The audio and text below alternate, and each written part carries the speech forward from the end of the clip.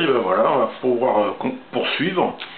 Donc voilà, j'ai positionné le circuit imprimé sur des profils alu, hein, c'est ni plus ni moins que de la cornière. Voilà, que je mets dans ce sens-là, donc 1, 2.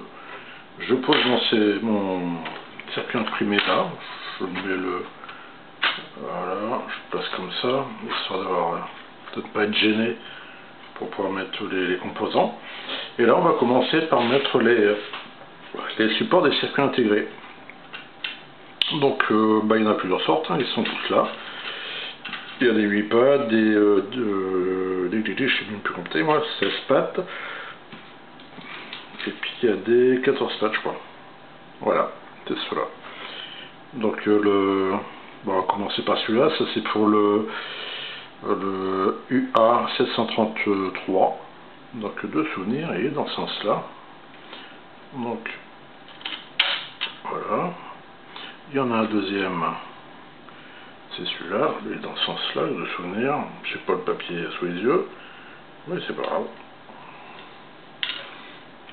On va y arriver. Voilà. Ça, c'est un 16 pattes, et lui, il est dans ce sens-là normalement. Je revérifierai quand même. Tic. Alors, sa petite astuce, si vous regardez sur les PDF que j'ai fournis dans le sujet, en fin de compte, il y a 2 circuits intégrés. Donc au lieu de mettre deux supports comme ça, il suffit justement d'en mettre un seul du double. Au lieu de mettre des 8, vous mettez des 16. Et comme ça, ça fait juste la taille des circuits intégrés. De toute façon, ils passent pile poil. Et il y a un N600, je ne sais même plus moi, S612. Mélangeur qui va servir d'oscillateur, ça c'est pour la partie oscillateur USB LSB, suivi d'un N592 qui va amplifier le signal. Donc en fin de compte, on met un truc comme ça, c'est beaucoup plus facile que de mettre 2 et puis s'embêter.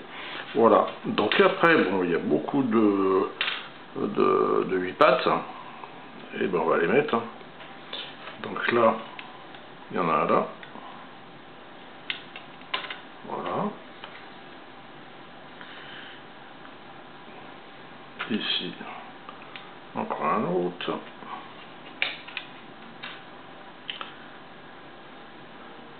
Un ici.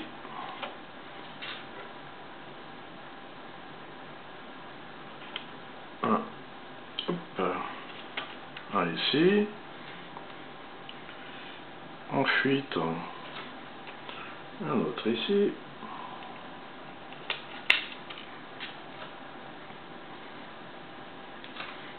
Voilà.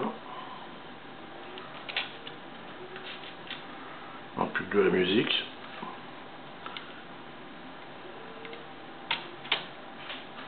Et oui.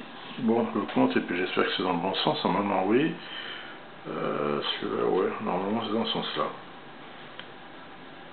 Que je me souvienne. Tac, tac, tac. Oui, c'est ça.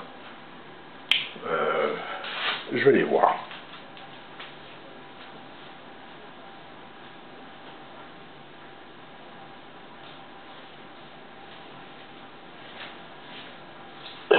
Je me rassois, j'ai bien fait d'aller voir, parce qu'il n'est pas comme ça, il est dans l'autre sens.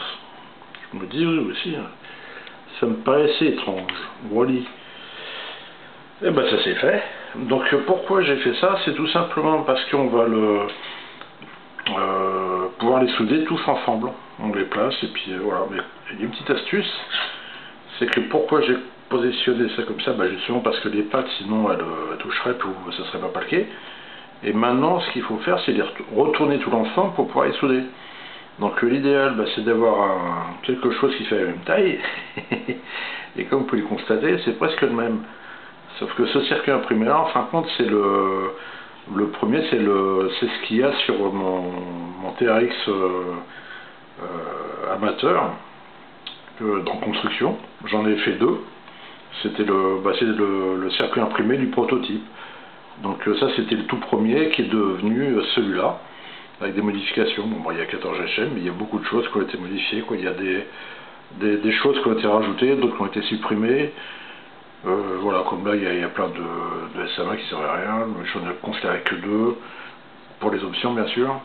Là j'avais mis des condensateurs, ça sert à rien en fin de compte, donc là on voit la différence, ainsi de suite quoi. Bon, mais je me sers de ça justement pour plaquer, comme ça, et je retourne, et voilà, comme ça de cette manière, non faut pas que je retire, de cette manière bah, j'ai toutes les pistes, les pinoches, comment ça s'appelle,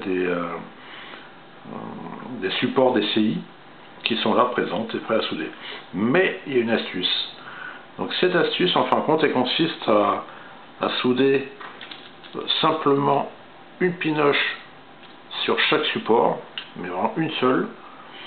Alors pourquoi? Tout simplement parce que tels qu'ils sont là, les trucs, on ne peut pas dire qu'ils sont vraiment bien plaqués. Donc l'astuce en fin de compte c'est qu'on soude une pinoche, oula, on est un peu malade lui. On soude une seule pinoche sur chaque truc, ça va les maintenir. Après on va pouvoir soulever l'ensemble et maintenir avec l'index le support, avec puis les deux doigts, bah, le pouce et puis le majeur, comment ça s'appelle, le circuit imprimé.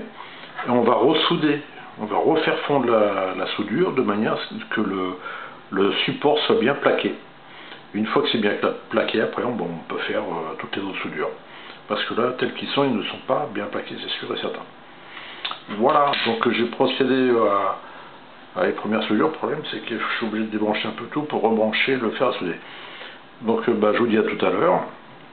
Et puis voilà quoi. Allez.